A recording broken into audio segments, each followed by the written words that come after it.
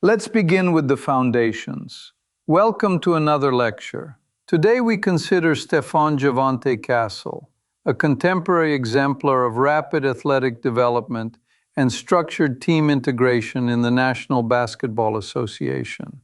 I am Professor Alexei, and with me is Priyanka, whose questions are, as it were, the peer review we all secretly need. Hi everyone. I'm excited to learn about Castle. I think there's something elegant about how a player's choices become data points in a bigger system of development.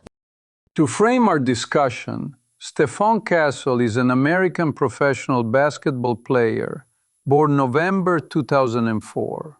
He plays for the San Antonio Spurs, was drafted 4th overall in June 2024, and earned Rookie of the Year in 2025. Importantly, he's not merely a scorer. He's an all-around contributor whose statistical footprint includes playmaking, rebounding, and defense. Now definitions.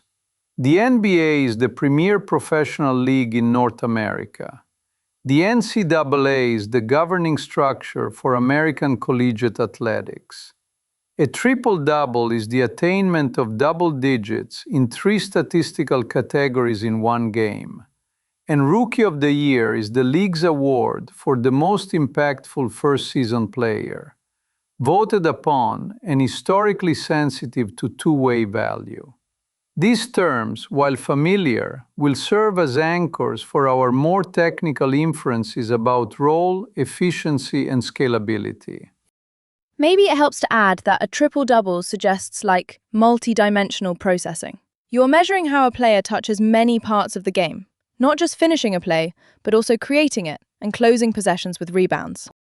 Precisely, and in this context, Castle's triple-double milestones, especially those linked with Victor Wembanyama, reveal an emergent system of shared creation that is historically rare for the Spurs. Moving forward, why should we care? Because modern basketball increasingly rewards players who can defend multiple positions, initiate offense, and adapt to various lineups. Castle's profile is a case study in this polyvalence. Additionally, the transition from elite high school competition to a one-and-done collegiate season to early NBA prominence is non-trivial. We observe that many athletes require several seasons before stabilizing their efficiency, and Castle compresses that timeline without skipping developmental rungs. Isn't it interesting how players who move quickly from high school to the pros sometimes struggle with shot selection? But here, even with his early three-point percentage being, under .300 as a rookie, his overall value still showed up strongly enough for Rookie of the Year. Let's start with the history. Castle grew up in Georgia and played at Newton High School.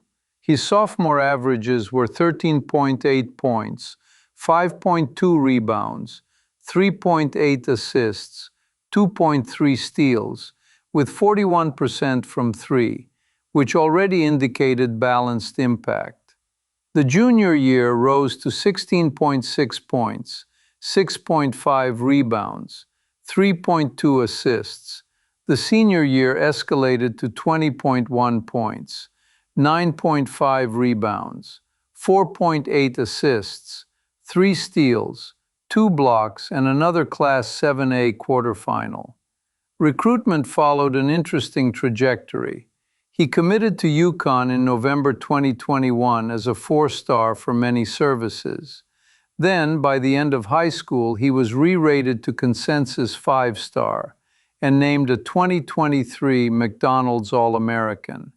He also won gold with the United States Under-18 team in 2022. At UConn in 2023-24, he helped deliver the NCAA National Championship. He then declared in April 2024, and the Spurs selected him 4th overall in June 2024. Moving on. After the draft, he signed quickly, right? I think July 2024. And then he debuted at Summer League in July 2024, with 12 points, 6 rebounds, and 3 assists in a loss to Charlotte. Small sample, but it kind of foreshadowed the balanced box score. Correct. In his 2024-25 rookie campaign, he played 81 games with 47 starts and averaged 14.7 points, 4.1 assists, and 3.7 rebounds in 26.7 minutes, shooting .428 from the field, .285 from three, and .724 at the line. He earned Western Conference Rookie of the Month for January, announced in February 2025, reached 33 points on February 2025 against Charlotte, and became an All-Star Weekend Slam Dunk Contest finalist in February 2025, losing to Mac McClung. He took Rookie of the Month again for March, then was announced as Rookie of the Year in April 2025, and named to the All-Rookie First Team in May 2025. The second season, we observed, produced notable jumps. .471 field goal percentage, .332 from three, 7.4 assists, 5.3 rebounds, and 16.7 points across 68 games, with 67 starts. And the milestones got dramatic. November 2025, first career triple-double, and both he and Victor Wembanyama posted 20-point triple-doubles in the same game. The first time Spurs teammates ever did that, and only the fifth such duo in NBA history. Then, February 2026, a 40-point triple-double on 15 of 19 shooting. Only the second Spur after David Robinson to do that, which is, clean efficiency at pretty high usage. Indeed, then March 2026 produced two further triple-doubles, and in April 2026, a 33-point, 5-assist playoff performance alongside Dylan Harper's 27 points. At age 21 or younger, they matched the rare precedent set by Kevin Durant and Russell Westbrook for such a duo in the postseason. The Spurs reached the NBA Finals that same spring.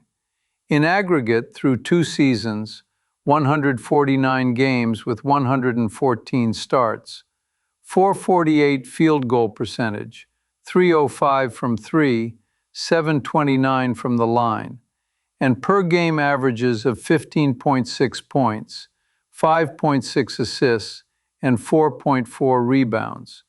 The contour is one of steady, scalable growth. As a personal note, I track player development the way I annotate variations in a classical chess opening. Castle's early assist jump from 4.1 to 7.4 per game was like a well-timed pawn break. It changed the geometry of San Antonio's offense. Once you can consistently initiate, you force the defense to choose which piece they would prefer to leave unguarded. And they usually choose incorrectly. I've been wondering about this. How did he move so quickly from high school to the NBA and still manage to increase responsibility rather than, shrinking from it? What were the levers that mattered most? Big question number one. Historically, how did the high school to NBA transition work here? We can infer three interacting levers. First, multi-level production at Newton High School built a statistical spine. Points scaled each year, while assists, rebounds, and steals signaled a two-way motor. Second, selection as a McDonald's All-American and re-rating to 5-star by 2023 provided national validation. That tends to yield stronger collegiate context and later draft positioning. Third, UConn in 2023-24 was a veteran, defense-anchored program in which Castle could contribute secondary creation and high-leverage defense without shouldering unsustainable usage. Winning the NCAA title in 2024 then compressed uncertainty in his projection and accelerated his draft trajectory. I'm curious about the family influence. His father, Stacey, played at Wake Forest with Tim Duncan in 1993 to 94. Can we say that this kind of lineage matters in a measurable way? Or is it more like stable background context? It is worth noting that while causality is elusive, families fluent in elite basketball culture often provide informational advantages.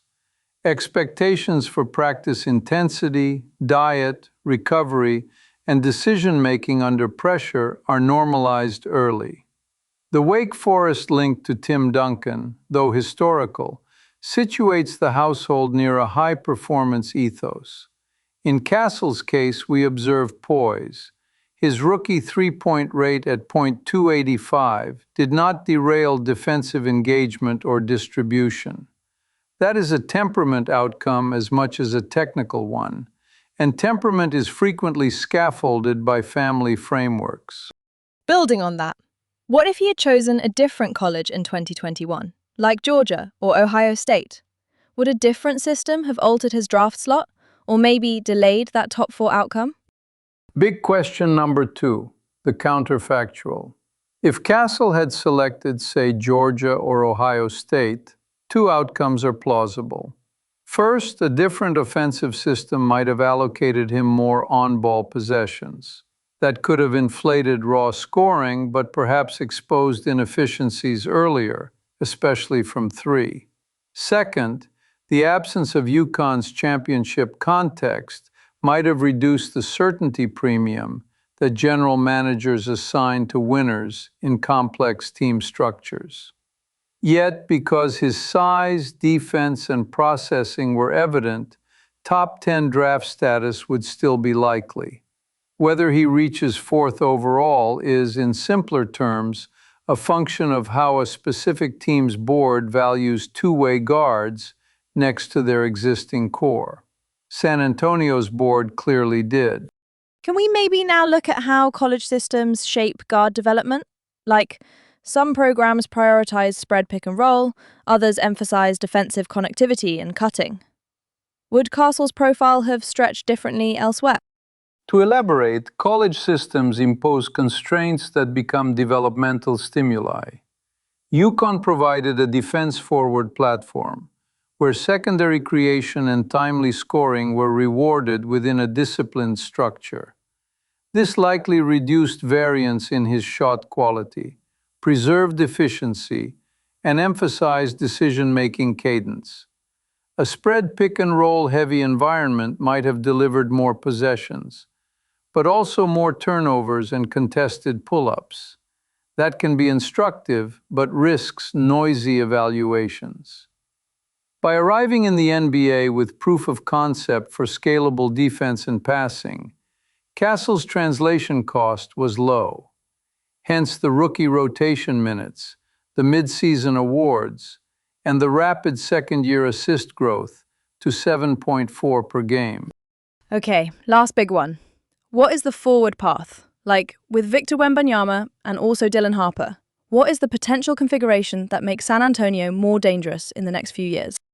Big question number 3, the open horizon. We already have a signal. In November 2025, Castle and Wembanyama produced simultaneous 20-point triple-doubles. That is not a parlor trick. It encodes a philosophy of shared usage. Castle's February 2026 40-point triple-double on 15 of 19 shooting extends the ceiling case. He can carry high-leverage possessions without degrading efficiency. Add Harper, whose under-21 playoff scoring synergy with Castle in April 2026 matched Durant and Westbrook's precedent. We now see a trio with complementary vectors: a jumbo creator, an elastic rim protector who is also a finisher and passer, and a second young scorer who can absorb playoff pressure. If Castle's three-point percentage continues its trajectory from .285 to .332 across 2 seasons, then spacing will widen lanes for his 7.4 assists per game profile to persist or climb. It makes me wonder about the small things. Free throws sitting around .734 in year 2. If that ticks up, and if catch-and-shoot threes stabilize closer to league average, the math on endgame lineups becomes friendlier, right? Fewer sub-patterns to hide weaknesses. Arguably, Marginal gains at the line create compound value in close games, and improved perimeter gravity reduces help at the nail, thereby simplifying reads. Defensively, Castle's size already supports switchability. Pairing that with Wembanyama's range allows San Antonio to toggle schemes mid-possession without sacrificing coverage on the back line.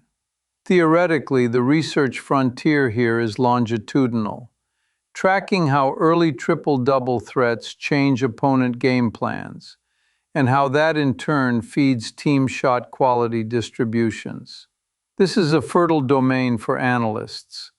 Castle's data will be unusually clean because the usage is so well distributed across high-leverage teammates. From a different angle, reaching the NBA Finals in 2026 by his second season kind of compresses the learning curve for everyone. Maybe it's just me, but the repetition cost of playoff reps at that age looks like a strong predictor of near-term jumps. Clearly, high-stakes repetitions accelerate schema formation. Castle's portfolio, Rookie of the Year, All-Rookie First Team, same-game triple-double history with Wembanyama, and under-21 playoff production with Harper, forms a coherent narrative. When responsibilities increased, team outcomes followed. As we continue, it's crucial to understand that the next phase is not about spectacle. It is about repetition, refining the open three, sustaining defensive engagement over 30 minutes per night, and expanding late clock counters. If those proceed, the Spurs' ceiling rises without drastic roster perturbations. So, I guess that kind of sums it up. Stephon Castle is a rising star whose value sits in versatility, not just points.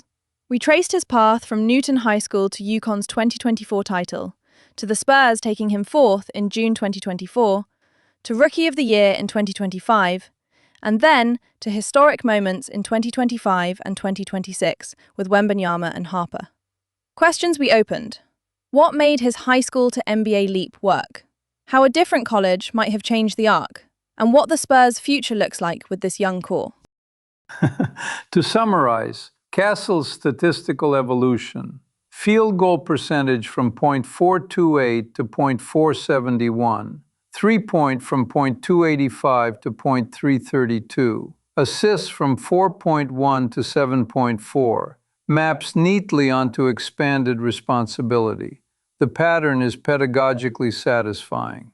For further study, I recommend examining how early international experiences, such as his 2022 under-18 gold, correlate with composure metrics at the professional level. Thank you for listening. We appreciate your attention to detail. It is, after all, what wins both lectures and basketball games. Thank you, Professor. And thanks to everyone for joining us on another lecture. Maybe that's something we can come back to later. The microeconomics of shot selection in young cores. Bye for now.